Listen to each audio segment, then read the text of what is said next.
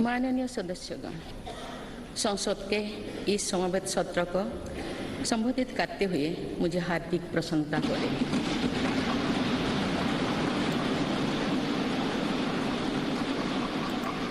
कुछ ही महीने पहले देश ने अपनी आज़ादी के 75 वर्ष पूरी करके आज़ादी के अमृत काल में प्रवेश किया है।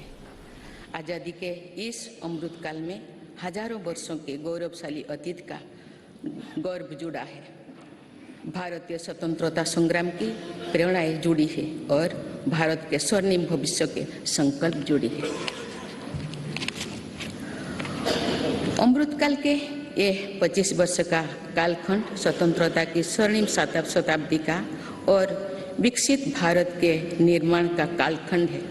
ये 25 वर्ष हम सब के लिए और देश के प्रत्येक नागरिक के लिए कर्तव्य की पराकाष्ठा करके दिखाने के ये हमारे सामने युग निर्माण का अवसर है और हमें इस अवसर के लिए 100% सामर्थ्य के साथ हर क्षण कार्य करना है।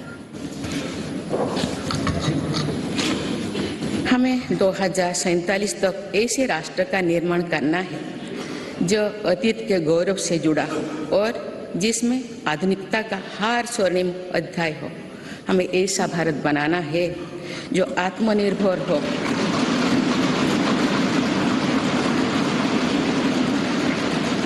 और जो अपने मानवीय दायित्वों का पूरा करने के लिए भी समर्थ हो। ऐसा भारत हो जिसमें गरीबी ना हो, जिसका मध्यम वर्ग भी वैभव से युक्त हो। ऐसा भारत हो जिसकी युवा शक्ति और नारी शक्ति समाज और राष्ट्र को दिशा देने के लिए सबसे आगे खड़े हो, जिसके युवा समय से 2 कदम आगे चलते हो। ऐसा भारत जिसकी विविधता और अधिक उज्जवल हो, जिसकी एकता और अधिक अटल हो।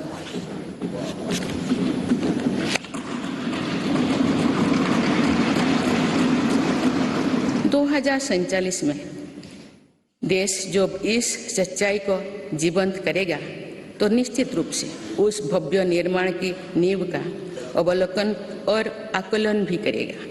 तो आज़ादी के अमृत काल की इस प्रथम बेला को एक अलग आस्था के साथ देखा जाएगा। इसीलिए आज अमृत काल का ये समय, ये कालखंड बहुत महत्वपूर्ण हो गया है।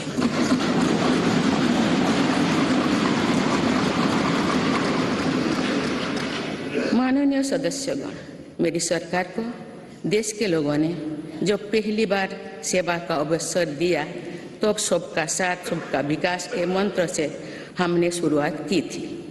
समय के साथ इसमें सबका विकास, सबका विश्वास और सबका प्रयास भी जुड़ा गया।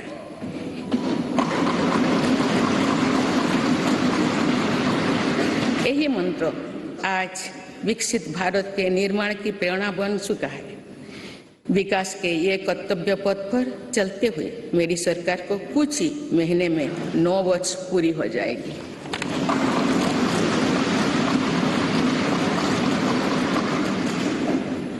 मेरी सरकार के लगभग 9 वर्षों में भारत के लोगों ने अनेक सकारात्मक परिवर्तन पहली बार देखे हैं।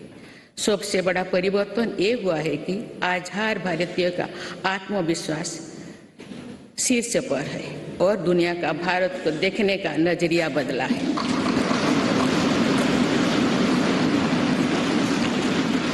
जो भारत को भी अपनी अधिकांश समस्याओं के समाधान के लिए दूसरों पर निर्भर था, वही आज दुनिया की समस्याओं के समाधान का माध्यम बन रहा है।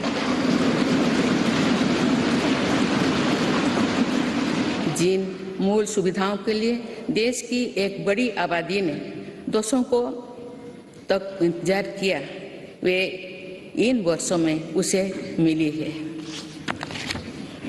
जिस आधुनिक इंफ्रास्ट्रक्चर की हम कभी कामना करते थे, वो इन वर्षों में देश में बनना शुरू हुआ है।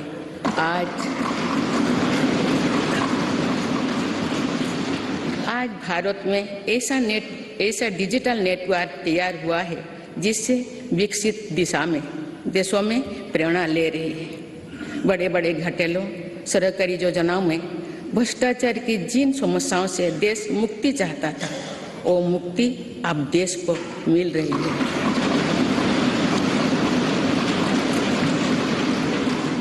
पॉलिसी पैरालिसिस के चर्चा से बाहर आकर आज देश की पहचान तेज विकास और दूरगामी दृष्टि से के लिए गए फैसलों के लिए भी जाने जाते हैं। इसलिए हम दुनिया की 10वें नंबर की अर्थव्यवस्था से 5वें नंबर पर पहुंचे।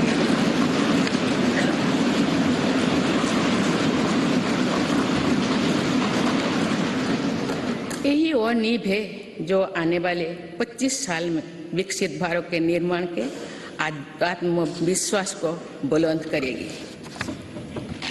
माननीय सदस्यगण, भगवान बसवेश्वर ने कहा था, कायोकोबे कैलाश, अर्थात कर्म ही पूजा है, कर्म में ही सिद्ध। उनके दिखाई मार्ग पर चलते हुए मेरी सरकार राष्ट्र निर्माण के कर्तव्य को पूरा करने में तत्परता से जुटी है। आज भारत में एक स्थिर, निडर, निर्णायक और बड़े सपनों के लिए काम करने वाली सरकार है।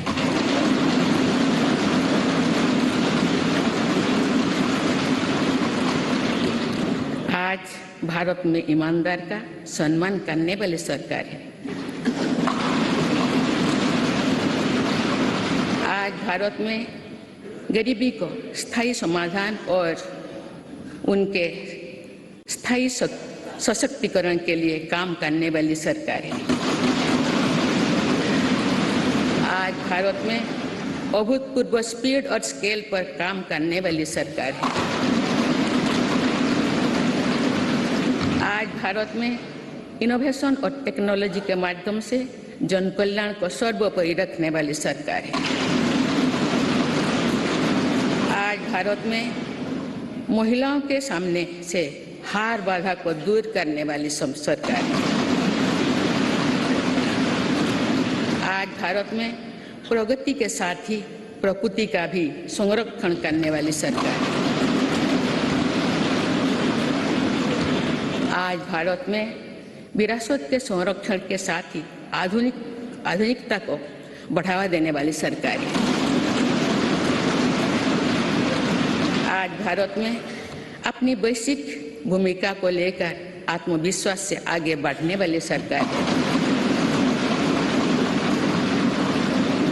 माननीय सदस्यगण, मैं आज इस सत्र के माध्यम से देशवासियों का आभार व्यक्त करती हूँ कि उन्होंने लगातार 2 बार एक स्थिर सरकार को चुना है। मेरी सरकार ने देश हित को सदैव सर्वोपरि रखा। नीति रणनीति में संपूर्ण परिवर्तन की इच्छा शक्ति दिखाई।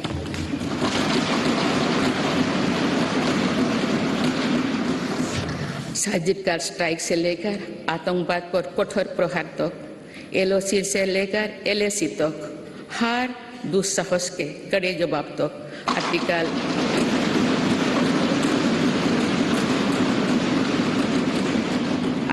370 को हटाने से लेकर 3 तलाक तक मेरी सरकार की पहचान एक निर्णायक सरकार की रही है।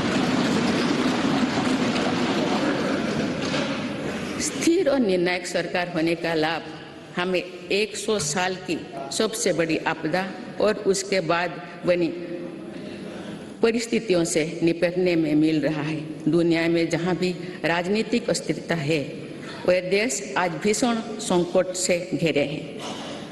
लेकिन मेरी सरकार ने राष्ट्रहित में जो भी निर्णय किए, उससे साथ भारत का बाकी दुनिया से बहुत बेहतर स्थिति में है।